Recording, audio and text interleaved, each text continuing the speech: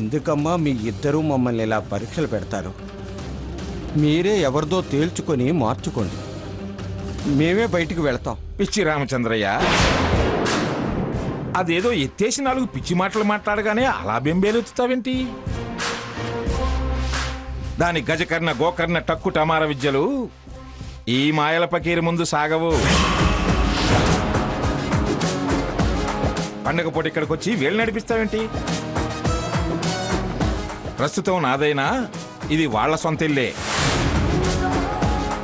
ఎప్పటికైనా వాళ్ళదే. మిమ్మల్ని ఆ ఇంట్లో నుంచి కూడా ఖాళీ చేయించేదాకా నేను ఇక్కడే ఉండి మిగిలిన శుభకార్యాలు జరిపించి ఇది వీళ్ళకి అప్పగించి సీతా రఘురామల్ని ఆ ఇంటికి తీసుకొచ్చి కాపురం పెట్టిస్తా. ఇందాకే చెప్పాను కలలు కనద్దని. నేను తేల్చే చెప్పానుగా, వెళ్ళండి.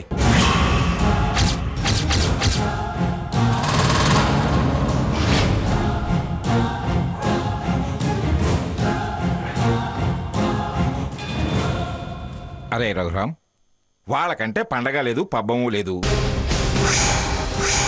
కాలము దాని విలువ తెలియని మనుషులు. మంచి మనిషికో మాట, మంచి కొట్టుకో దెబ్బ అన్నారు. అన్నీ అన్నా కథలతో మనకెందుకురా? తలంటుకు ముందే టపాసులు కాలిస్తేనే చతుర్దశి నాడు నరకాసుర వధ జరిగినట్లంట. అలాగే అహంకారాన్ని అంతం చేస్తున్నాం కాబట్టి ఆ టపాసులు అందుకురా అంటిద్దాం. అలాగే తాతయ్య. గ్రాని పద. ఈ అవమానాలు భరిస్తూ ఇంకా ఎందుకు ఇక్కడ ఉండడం?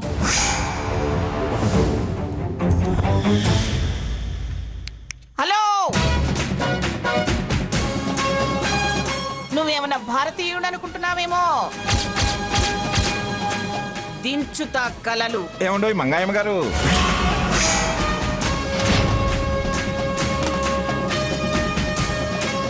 నేను నిజంగానే భారతీయుణ్ణి.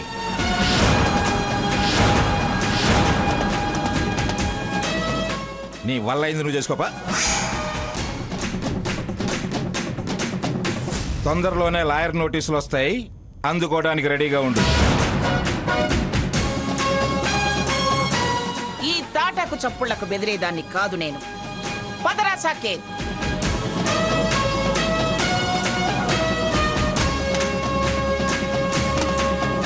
మీరింత పిచ్చోళ్ళు కాబట్టే అలా ఆడిస్తుంది అది మిమ్మల్ని. నేను మీకు గాని మీ కూతుళ్ళ జీవితాలకు గాని అన్యాయం జరగనిస్తానా? అలా జరిగితే జడ్జిగా నేను ఇచ్చిన తీర్పులకి, పడుతున్న శ్రమలకి విలువే ఉంటుంది, అర్థమే ఉంటుంది. చూడండి అమ్మా, తొలి పండుగకి కూతురు అల్లుడు మీ ఇంట్లో ఉన్నారు. వేడుగ్గా జరుపుకుందాం. సాకేత్ మా అల్లుడే కదా బాబాయ్ గారు. కాదని నేను అంటానా? కాకపోతే కాస్త తిక్క సన్యాసి. అది కుదర్చాలనేగా. అన్నీ త్వరలోనే సర్దుబాటు అవుతాయి. నా మీద నమ్మకం ఉంచి జరిగిందంతా మర్చిపోయి పండగ సంతోషంగా జరిగేలా చూడండి. పదండి పదండి. అత్తయ్య గారు ఎక్కడికి వెళ్ళారు? ఏట్లోకి. ఓ తాతయ్య దగ్గరకా? కలిసారా? ఏమన్నారు అమ్మమ్మ గారు? ఏమిటే ఏమిటి ఆ వాగుడు? నేనేమన్నా? రాత్రి ఫోన్ చేసినప్పుడు తాతయ్య అదే అడ్రస్ చెప్పాడు కదా. దాని అర్థం తెలిసి వాగుతున్నావా, తెలియక వాగుతున్నావా? అర్థం లేని మాటలు మీరు మాట్లాడరు కదమ్మమ్మా. పోవే పోవే అవతలకి. తాతయ్య సంగతి తర్వాత, నువ్వు రావే.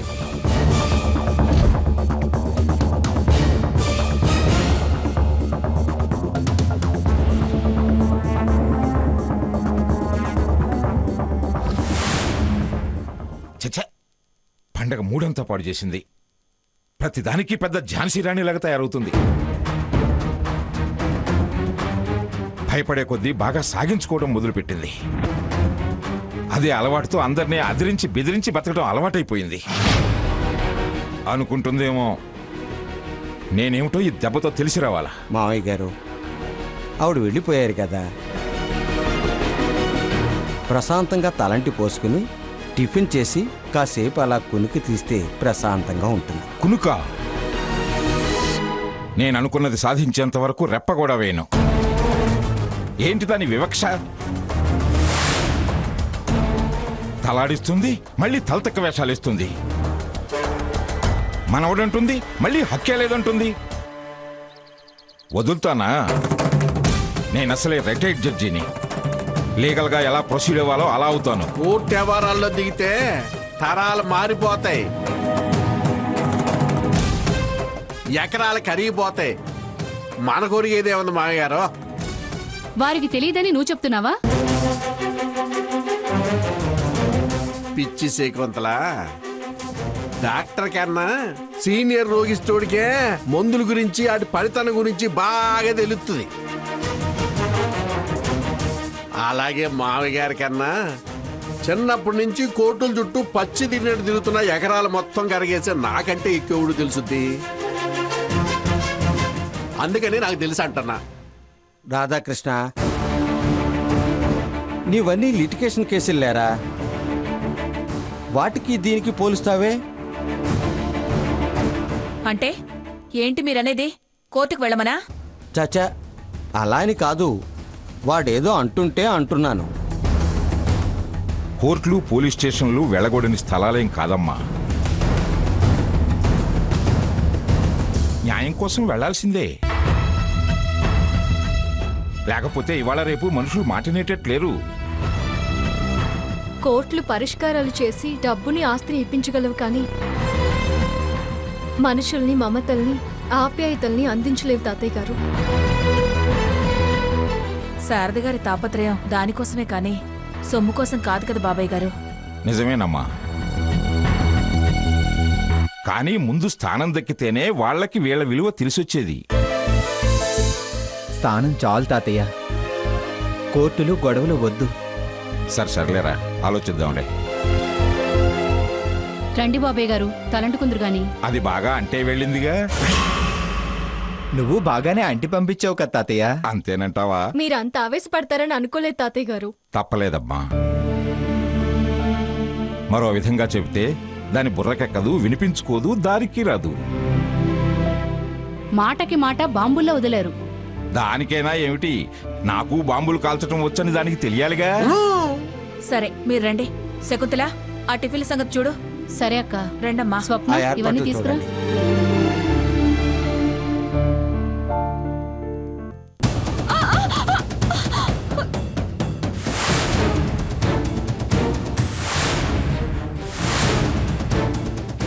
ఏయ్, సీతొక్కతేనా రామచంద్రయ్య సావిత్రుల కూతురు? నువ్వు కాదా? ఇప్పుడు ఆ డౌట్ నీకెందుకు వచ్చింది? లేకపోతే ఏంటే, అల్లుడు బిడ్డ అని వాళ్ళని పిలిచారు కానీ మనల్ని ఎందుకు పిలవలేదు?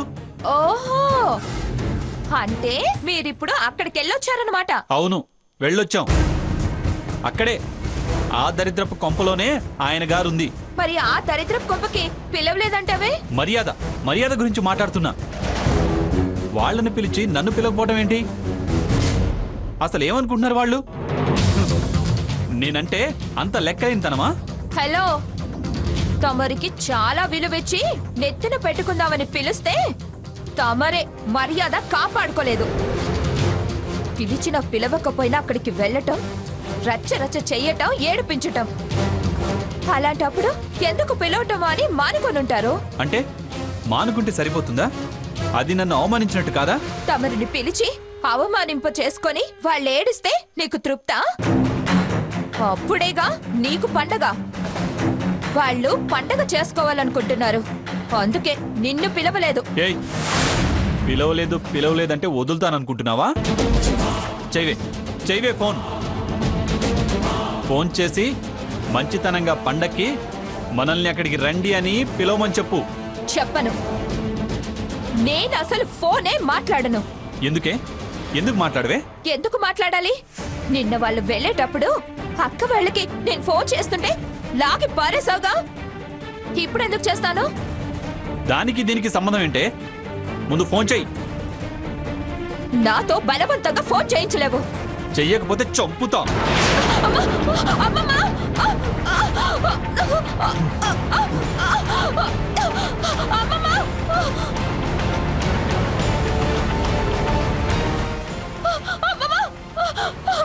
ఏమిటే ఏమైంది? కొడుతున్నాడు చూడు. ఏమిట్రా ఏమైంది? ఎందుకు నీ చిరాకు దాని మీద చూపిస్తున్నావు? పండక్కి అక్క వాళ్ళు మా ఇంట్లో ఉన్నారంట. ఈయన్ని పిలవాలంట. మా అమ్మా నాన్నలకి ఫోన్ చేసి పిలవమని చెప్పాలంట. అందుకే కొడుతున్నాడు. ఏరా ఆల్రెడీ నీకు ఒకసారి చెప్పానుగా, మళ్ళీ దాన్ని ఎందుకు ఫోన్ చేయమంటావు? అది కాదు గ్రాని. పిలిస్తే అక్కడ వాళ్ళ సంతోషాల్లో టపాసులు పేల్చాలి కదా. మళ్ళీ మా అమ్మా నాన్నల్ని అవమానించాలనే కదా. ఏయ్ షడప్. ఏయ్ ముందు పోరా అవతలకి.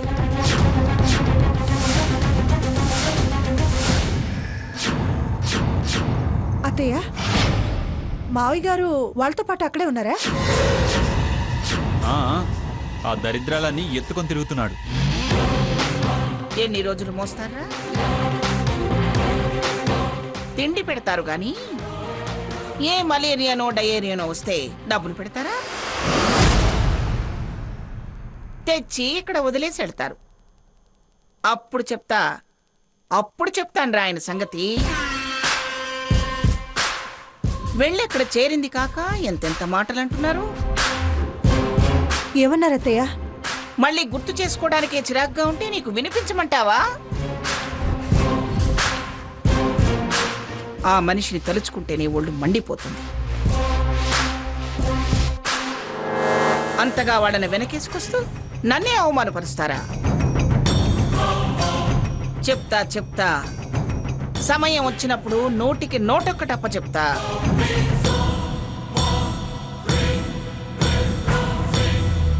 ఏమేంద్ర సాకేత్? ఏదో అయిందిలేమ్మా.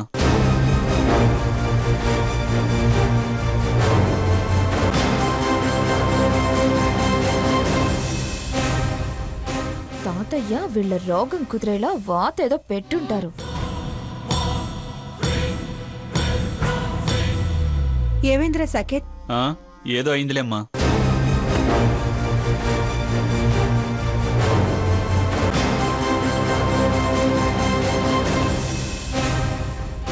తాతయ్య వీళ్ళ రోగం కుదిరేలా వాతేదో పెట్టుంటారు.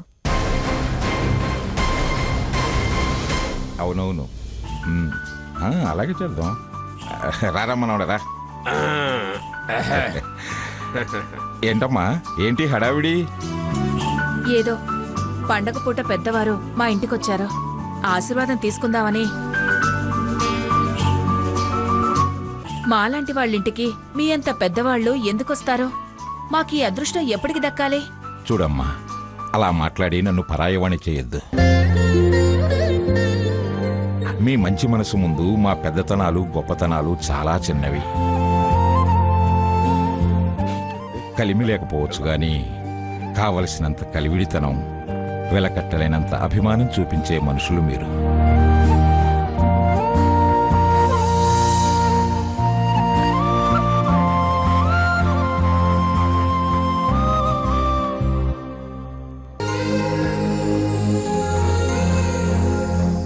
అష్టైశ్వర్యాలతో సుఖ సంతోషాలతో చల్లగా వర్ధిల్లండి.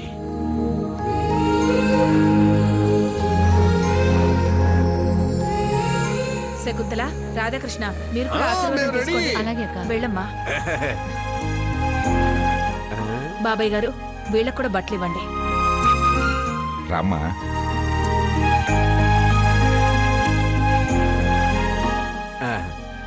బాగానున్నాయి. కథ గట్టిగా దీవించాడు మామగారు. మీ అంతటోడిని కావాలని. కలకాలం సుఖ సంతోషాలతో వర్ధిల్లండి. అమ్మా సీత, రఘురాం, మీరు కూడా ఆశీర్వాదం తీసుకోండి. ఇదిగోండి.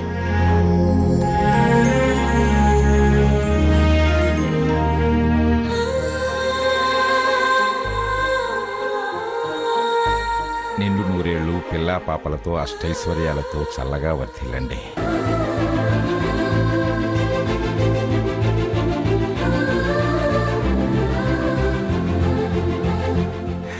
అవును, మేము రాత్రే కదమ్మా వచ్చింది. ఇన్ని ఏర్పాట్లు ఎప్పుడు చేశారు? వీళ్ళు మొన్నే వచ్చారు కదా, పండక్కుంటారని ముందే తెచ్చాను. వీళ్ళక్కడికి వెళ్ళగానే తొలి పండక్కే లేకుండా పోయారని బాధపడ్డాను. కానీ మళ్ళీ ఆ భగవంతుడు మీతో పాటు రప్పించి మాకు పుణ్యం దక్కేలా చేశాడు. బాబాయ్ గారు మీరు కూర్చోండి, మీరు కూడా కూర్చోండి. శకుంతల మనం టిఫిన్ సంగతి చూద్దాం పద. సరే, అవన్నీ తీసి లోపల పెట్టాము. సీత రామ్మా. కూర్చోరా. కూర్చోరావు, పట్టుబడదాం. టిఫిన్ సంగతి చూద్దాం పద. సరే, అవన్నీ తీసి లోపల పెట్టాము. సీత రామ్మా. కూర్చోరా. కూర్చోరావు, పట్టుబడదాం. ఆ పొద్దు నుంచి తెగాకలేస్తుంది. ఇటో ప్లేట్ ఇది టీ.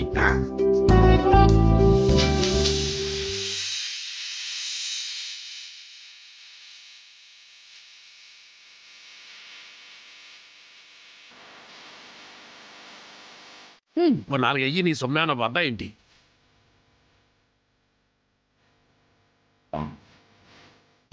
ఏంటి తాతయ్య ఇది కూడానా?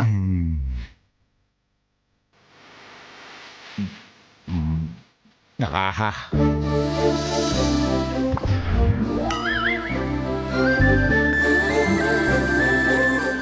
చాలా కమ్మగా ఉందమ్మా కారపొడి నెయ్యి. ఎన్ని రోజులవుతుందో ఇలా తిని. రాక్షసి అసలేమి తిన్నిచ్చేది కాదు.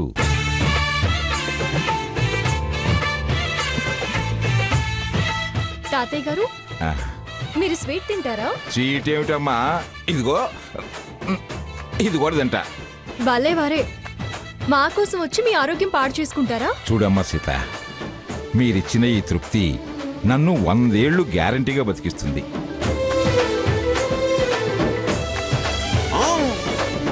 ఇన్నాళ్ళ నుంచి ఈ రుచి తగలక జిహ్వ చచ్చింది, నీరసం బతికింది.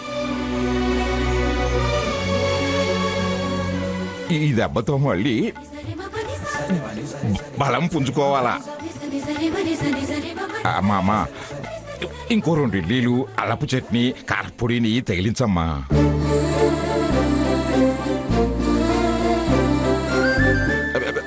నెయ్యి కూడా.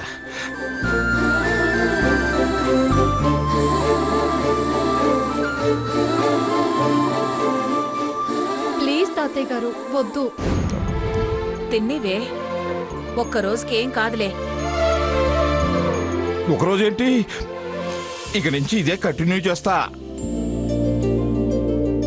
వీళ్లతో ఉన్నా తిరిగి అక్కడికి వెళ్ళినా అంతే.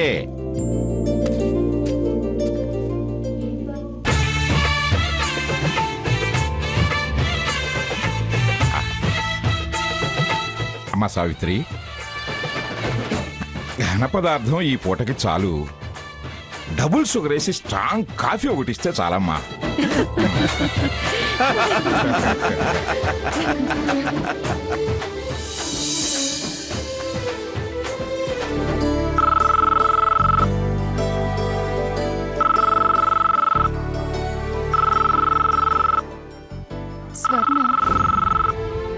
స్వర్ణ, హ్యాపీ దివాళీ అక్క.